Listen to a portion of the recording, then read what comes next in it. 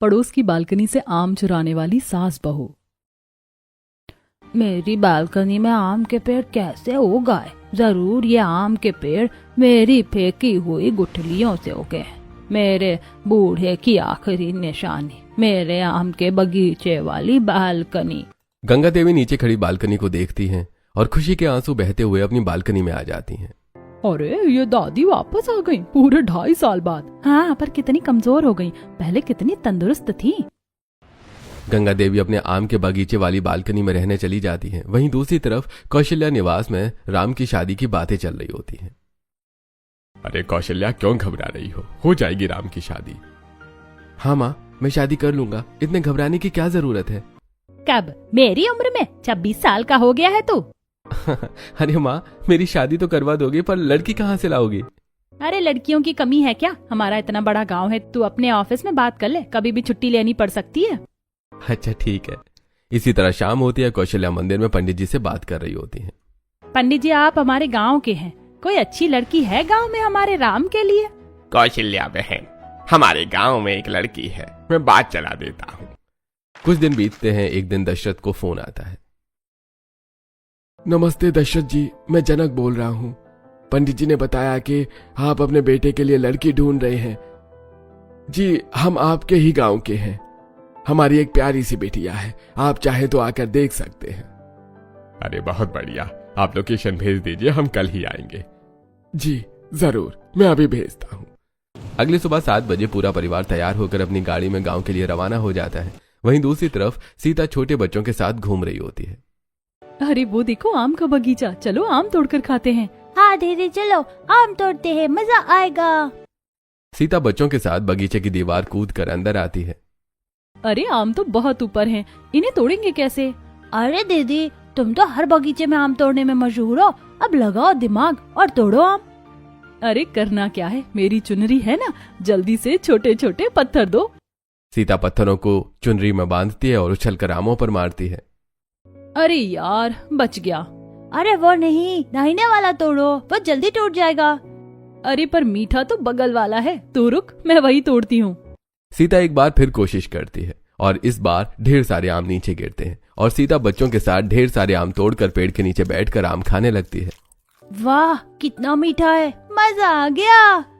हाँ, ऐसे आमों के लिए ही मैं तो गर्मियाँ बर्दाश्त करती हूँ और साल भर इंतजार करती हूँ। क्या टेस्टी आम है, बिल्कुल मीठे। सीता हाथ मुंह पर आम लगाकर बच्चों के साथ मजे से आम खाने लगती है। तभी कृतिका दौड़ते हुए सीता के पास आती है। अरे कृतिका, तू इतनी हाफ क्यों रही है, क्या हुआ? अरे सीता दीदी, तू बगीचे में बैठी आम खा रही है, तुम्हें लड़के वाले देखने तुम्हारे घर आए हैं। अरे मैं तो आम खाने के चक्कर में भूल गई थी, अब माँ तो डंडे से मारेंगी। सीता दौड़ते हुए घर पहुंचती है। हाथ मुंह और बालों में आम लगा होता है। अरे पागल लड़की, तुझे मना किया था ना आम के बगीचे में मत जाना, ये क्या हुलिया बना रखा है। सीता हाथ मुंह धोकर चाय की ट्रे लेकर आती है। बेटी, तुम कहाँ से आई और तुम्हारे हाथ में क्या लगा हुआ था? जी, मैं आम के बगीचे से आम चुरा कर खा रही थी, वही आम मेरे हाथ और मुंह में लगे हुए थे। बेटी, तुम इतनी बड़ी हो गई, अभी भी आम के बगीचे से आम चुरा कर खाती हो? वो दरअसल बात यह है कि मुझे आम बहुत पसंद है। मैं कहीं भी आम का बगीचा देखती हूँ तो खुद को रोक नहीं पाती हूँ और तोड़कर खाने लगती हूँ। जी, हमें आपकी बेटी का ये चुलबुलापन पसंद आया, आपकी सीता ही हमारे घर की बहू बनेगी। तभी राम अपनी जेब से रुमाल निकालकर सीता के बालों में लगा आम का रस साफ करता है और पहली बार दोनों एक दूसरे की आंखों में देखते हैं। मुझे आप बहुत पसंद आई, मैं आपसे ही शादी करूंगा। मुझे भी आप पसंद है, मैं भी शादी आपसे ही करूंगी। लो जी, ये तो राम मिलाई जोड़ी हो गई और दोनों बच्चों के नाम भी मिल रहे हैं। अब तो मुंह मीठा कीजिए और शादी की तारीख निकलवाइए। सुनैना सबका मुंह मीठा करवाती है। शादी की तारीख निकलती है और राम सीता की धूमधाम से शादी हो जाती है और अगली सुबह सीता तैयार होकर हॉल में आती है। बहू, आज तेरी पहली रसोई है। हाँ मम्मी जी, मुझे पता है। तो बहू, आज मीठे में खीर बना ले बस। सीता किचन में जाकर खीर बनाती है और सबको परोसती है। अरे वाह बहू, बहुत बढ़िया खीर बनाई है। वाकई सीता, तुम्हारी खीर तो बहुत टेस्टी है। बहू, तेरी खीर खाकर तो दिल गार्डन गार्डन हो गया। इसी तरह सीता अपनी पहली रसोई पूरी करती है। तभी बाहर से कुछ आवाज आती है। अरे वो देखो, उस बालकनी में कितने बढ़िया आम का बगीचा है, चलो उससे आम तोड़ कर खाते हैं। आम के बगीचे वाली बालकनी के नीचे खड़ा गोपाल डंडे से बालकनी के आम चुराने लगता है। तभी गंगा देवी डंडा लेकर बालकनी में आती है और गोपाल के सिर पर एक डंडा मारती है। अरे दादी, मार के मेरा सिर फोड़ दिया। आई, अरे रे रे, ये क्या किया दादी? खबरदार मेरी बालकनी के आम के बगीचे को हाथ लगाए तो डंडे से सर फोड़ दूंगी। चल भाग यहाँ से, और सुन लो सभी, कोई मेरे आमों को हाथ नहीं लगाएगा। गंगा देवी के डांट से सबकी सिट्टी पिट्टी गुल हो जाती है और इसी तरह कुछ दिन बीतते हैं और एक दिन। मम्मी जी, मैं ये कपड़े फैला देती हूँ। नहीं बहू, अभी तेरी नई नई शादी हुई है, बाद में तुझे काम करना ही है। नहीं नहीं, इतने दिन हो गए, आप मुझे कोई काम नहीं करने देती। सीता कपड़ों की बाल्टी लेकर छत की तरफ बढ़ती है। अरे ये कैसी खुशबू, जानी पहचानी लग रही है। अरे ये तो आम के बगीचे जैसी खुशबू है, ये कहाँ से आ रही है? सीता खुशबू को फॉलो करते हुए बालकनी में आती है। ओहो, पड़ोस की बालकनी में आम का बगीचा लगा हुआ है, मुझे तो पता ही नहीं था। अब इसमें से आम कैसे तोड़ूं? अरे हाँ, अपना पुराना जुगाड़ लगाती हूँ। सीता कमरे से चुनरी लाकर उसमें गांठ बांधती है और फेंक कर आम फंसाकर खींच लेती है। अरे वाह, एक ही बार में 4 आम मिल गए। ये तरीका कभी फेल नहीं होगा। कच्चे आम हैं, इनसे दाल बनाऊंगी, सबको बहुत पसंद आएगी। सीता एक आम खाते हुए किचन में आती है और फिर आम धोकर दाल में डाल देती है और थोड़ी देर बाद दोपहर में सबको खाना परोसती है। वाह बहू, आम वाली दाल बनाई है, खट्टी मीठी दाल। तूने तो मुझे बचपन की याद दिला दी। बहू सच बता रहा हूँ, अरसा हो गया था ऐसी आम वाली दाल खाए हुए। आज तो तूने दिल जीत लिया। मुझे भी आम वाली दाल बहुत पसंद है, मैंने थोड़ी सी अलग रखी है, उन्हें रात में दूंगी। सभी चटकारे मारकर आम वाली दाल खाते हैं और फिर रात में सीता राम को दाल परोसती है। वाह सीता, क्या दाल बनाई है, बहुत टेस्टी है। अगर रोज ऐसा खाना मिला तो मैं तो 1 महीने में मोटा हो जाऊंगा। राम की बातें पूरा परिवार सुनकर हंस पड़ता है और इसी तरह हंसते हुए सभी खाना खाते हैं और अपने अपने कमरे में सोने के लिए चले जाते हैं। और फिर अगले दिन दोपहर में, बहू कल तूने जो आम वाली दाल खिलाई ना, दिल खुश हो गया। अगर आज वैसे ही आम की चटनी बना दे तो खाने में मजा आ जाए। क्यों नहीं पापा जी, आज दोपहर में आम की चटनी बनाऊंगी। आम की चटनी के लिए तो ढेर सारे आम लगेंगे। एक बर्तन लेकर जाती हूँ, आम तोड़कर उसी में रख लूंगी। सीता अपनी बालकनी में आती है और चुनरी से आम तोड़ने लगती है। तभी गंगा देवी डंडा लेकर बालकनी में आती है। कौन है? किसने मेरे आमों को हाथ लगाया? सीता डरकर अपनी बालकनी में छुप जाती है। वहीं नीचे खेल रहे बच्चों पर गंगा देवी की नजर पड़ती है।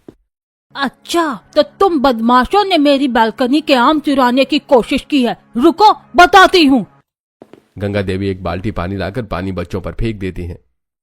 दादी, हमें क्यों भिगो दिया? हमने क्या किया? तुम लोग मेरी बालकनी के आम चुराए हो ना? हमने आपके आम नहीं चुराए। झूठ मत बोलो, भागो यहाँ से। कोई मेरी बालकनी के नीचे नहीं खेलेगा। भागो भागो, ये बूढ़ी दादी तो डंडे से मारती हैं। बच्चे भाग जाते हैं। गंगा देवी अंदर चली जाती है। अरे बाप रे, कितनी खतरनाक दादी है। आज मैं पकड़ी जाती तो ये दादी डंडे से मारकर मेरी कमर तोड़ देती। पर अब तो अंदर चली गई, अब मैं आम तोड़ सकती हूँ। सीता चुनरी से आम तोड़ती है। अरे वाह, 4 आम, एक बार और। सीता फिर चुनरी फेंककर आम तोड़ती है और बर्तन में रख लेती है और आम लेकर किचन में आती है और आम की चटनी बनाकर अपने सास ससुर को परोसती है। वाह बहू, क्या चटनी बनाई है। दिल खुश हो गया। लग रहा है जैसे पेड़ से तोड़कर सीधी चटनी बनाई है।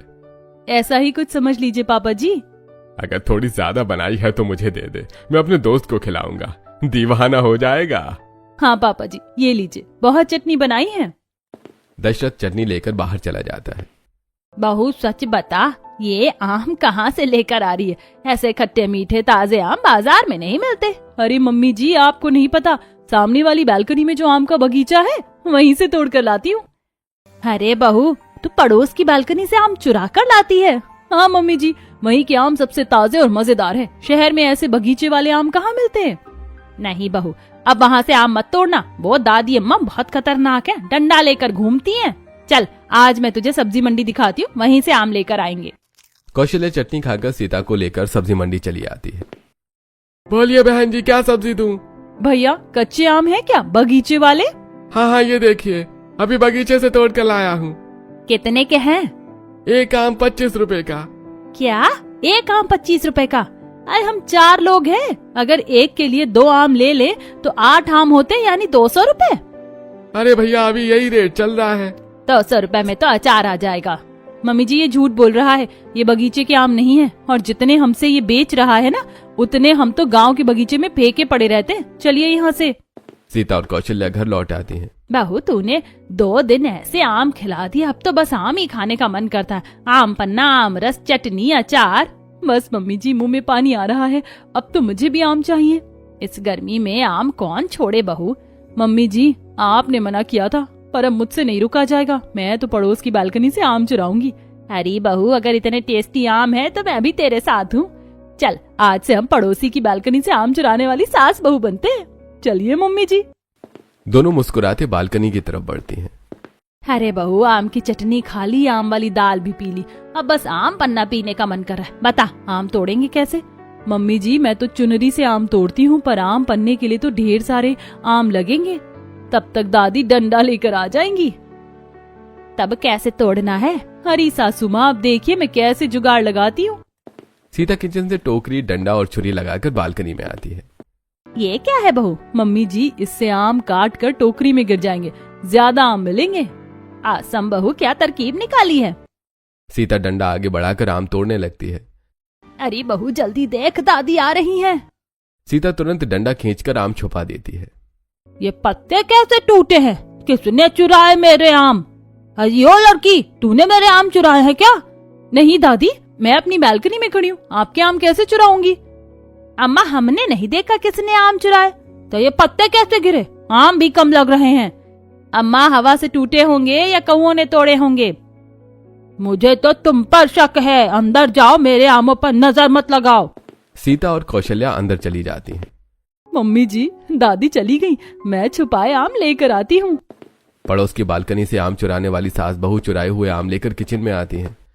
बहू तूने आम तो तोड़ लिया, अब जल्दी से आम पन्ना बना दे। सीता आम उबालकर ठंडा करती है, मसाले डालकर आम पन्ना तैयार करती है और सबको देती है। अरे वाह बहू, तू तो रोज आम का नया आइटम खिला रही है। कभी चटनी, कभी दाल, कभी और आज आम पन्ना। लगता है आम का सीजन शुरू हो गया है। अरे लगता है मैंने आम पगली से शादी करके सही किया। अब रोज नए नए आम के आइटम मिलेंगे। अभी तो आम पन्ना है, 2 दिन बाद मीठे मीठे आम रस भी खिलाऊंगी। जरूर बहू, अब तो मुझे तेरी सास से ज्यादा आमों से प्यार हो गया है। इसी तरह हंसी मजाक में दिन बीतते हैं और एक दिन सीता और कौशल्या गली में पड़ोसियों के साथ आइसक्रीम खा रही थी। भैया मैंगो फ्लेवर आइसक्रीम नहीं है क्या? है ना बहन जी, मैंगो फ्लेवर 25 रुपए वाली। वहीं पास खड़े खड़े बच्चे आम के बगीचे वाली बालकनी की तरफ देख रहे होते हैं। अरे वो देख आम, चल आम तोड़ते हैं। बच्चे ईंट फेंककर आम तोड़ने लगे हैं। ये देख मेरा निशाना लग गया, मुझे आम मिल गया। मेरा निशाना नहीं लग रहा, मुझे आम दे। मैं तेरा बेस्टू हूँ ना, तेरे लिए आम मैं तोड़ता हूँ। इतना कहकर बच्चे पत्थर मारते हैं, फेंकते हैं। तभी बालकनी में गंगा देवी आती हैं और पत्थर सीधा गंगा देवी को लगता है। अरे मेरा सर फोड़ दिया। कितनी बार कहा है मेरे आम मत तोड़ा करो, भागो यहाँ से। बच्चे डरकर तितर बितर हो जाते हैं। याद है उर्मिला, पहले ये दादी कितनी अच्छी थी, सबके साथ त्योहार भी मनाती थी। हाँ बहुत प्यार करती थी, बच्चों को तो चॉकलेट देती थी। अब देखो कैसी हो गई है। सच में दादी पहले इतनी अच्छी थी। हाँ बहू, पता नहीं क्या हो गया, जब से वापस आई है बदल सी गई है। इतनी अच्छी दादी अब इतनी गुस्से वाली कैसे हो गई? फिर सभी आइसक्रीम खाकर अपने अपने घर लौट जाते हैं। इसी तरह कुछ दिन बीतते हैं। एक दिन पूरा परिवार टीवी देख रहा होता है। अरे बाप रे, एलपीजी के दाम तो सिर पर चढ़ते जा रहे हैं। अरे दाम इसलिए बढ़ रहे हैं क्योंकि काला बाजारी हो रही है। अगर लोग खपत कम कर दे तो दाम अपने आप कम हो जाएंगे। सही कह रहे हैं पापा, हर घर को गैस की खपत कम करनी चाहिए। अच्छा बहू ये बता, हमारे घर का सिलेंडर अभी है ना? हाँ पापा जी अभी हैं, चल जाएगा। वैसे आज खाने में आम का क्या स्पेशल बना रही हो? मैं सोच रही हूँ कि गैस की खपत कम हो, इसीलिए कच्चे आम का अचार बना लेती हूँ। अरे वाह बहू, बढ़िया सोचा। दाल भात के साथ आम के अचार खाने में मजा आ जाएगा। बनाओ बनाओ। सीता कौशल्या को साथ लेकर बालकनी में आती है। मम्मी जी वो देखिए सामने कच्चे पक्के दोनों आम हैं।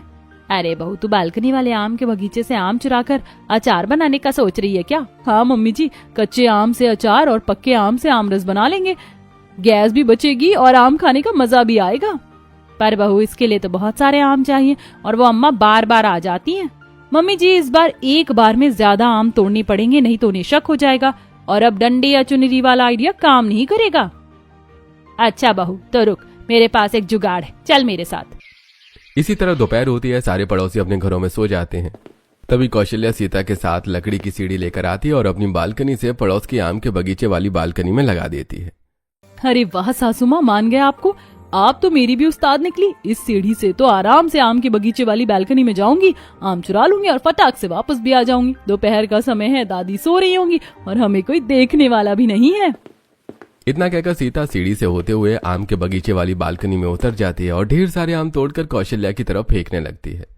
अरे बहू, बस बस कर, इतने आम बहुत हैं, काफी पके और कच्चे आम हो गए, अब वापस चलिए। सीता धीरे धीरे सीढ़ी से वापस आने लगती है। तभी समिति का चौकीदार बहादुर पड़ोस की बालकनी से आम चुराने वाली सास बहू को देख लेता है। अरे चोर चोर, दादी आपके आम कोई चुरा रहा है। अरे मम्मी जी, चौकीदार ने देख लिया। अरे नहीं बहू, इतनी ऊंचाई तक चेहरा नहीं देख पाएगा, जल्दी भाग। सीता भागकर अपनी बालकनी में आ जाती है और कौशल्या जल्दी से सीढ़ी खींच लेती है। तभी गंगा देवी डंडा लेकर बालकनी में आती है। कौन है चोर? कौन है चोर? कहाँ गया चोर? अरे दादी आपके आम चुराकर चोर पड़ोस वाली बालकनी में भाग गया। अरे बहादुर, कैसा दिख रहा था चोर? पड़ोस का ही कोई होगा। मेरी आम वाले बगीचे की बालकनी से आम चुराता है, छोड़ूंगी नहीं। दादी बालकनी ऊंची थी, सूरज की रोशनी आंख में पड़ रही थी, इसलिए चेहरा नहीं देख पाया। अरे तुमने तो देखा होगा, बताओ कौन था? दादी अम्मा, हमने भी नहीं देखा, उसने चेहरे पर काला कपड़ा पहना था। नास पीटा, मेरे सारे आम तोड़कर भाग गया, कीड़े पड़े उसे। अरे दादी, आप किसी को आम क्यों नहीं तोड़ने देती? जिसने भी आम चुराए हैं खाएगा ही। वैसे भी आप तो आम खाती नहीं है और आपके बगीचे के सारे आम सड़कर आपके बगीचे में ही गिरते हैं। अरे मेरे आम सड़ जाए तो सड़ जाए, कोई क्यों तोड़ेगा? एक बार मिल जाए तो डंडे से मार कर मुंह टेढ़ा कर दूंगी, फिर देखती हूँ टेढ़े मुंह से आम कैसे खाता है। गंगा देवी गुस्से से अंदर चली जाती है और पड़ोस की बालकनी से आम चुराने वाली सास बहू भी अपने घर में चली आती है। अरे मम्मी जी, आज तो बाल बाल बच गए। 1 मिनट और देर होती तो ये दादी अम्मा हम दोनों का मुंह टेढ़ा कर देती। अरे बहू, हम भी कम नहीं है, पड़ोसी की बालकनी से आम चुराने वाली सास बहू है।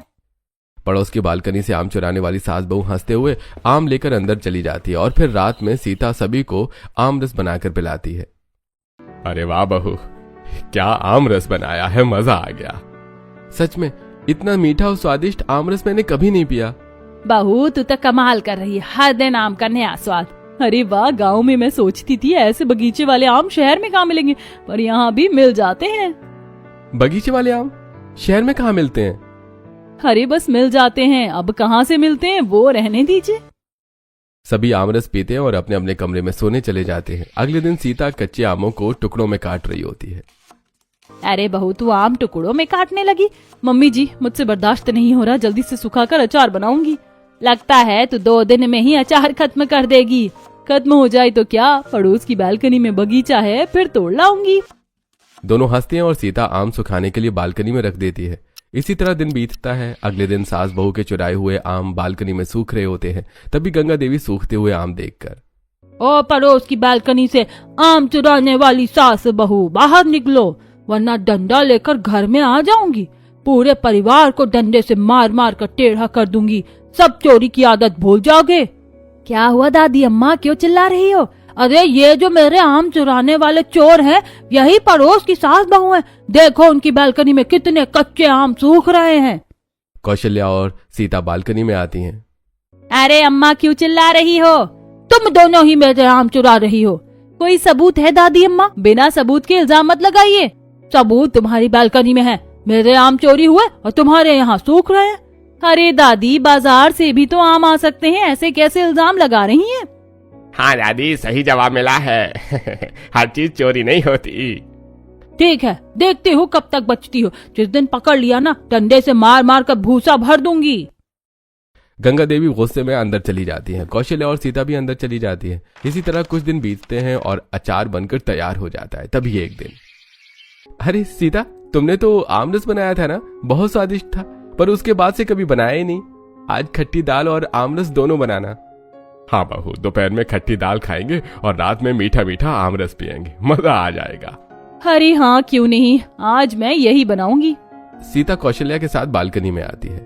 अरे बहू, तूने हाँ तो कह दिया, पर इस बार अगर आम चुराने गई तो फंस सकती है। अरे सासू माँ, आप टेंशन क्यों लेती हैं? मैं तो बचपन से ऐसे बगीचों से आम चुरा कर भागती आई हूँ, डंडे लेकर बुढ़िया भी पकड़ नहीं पाई।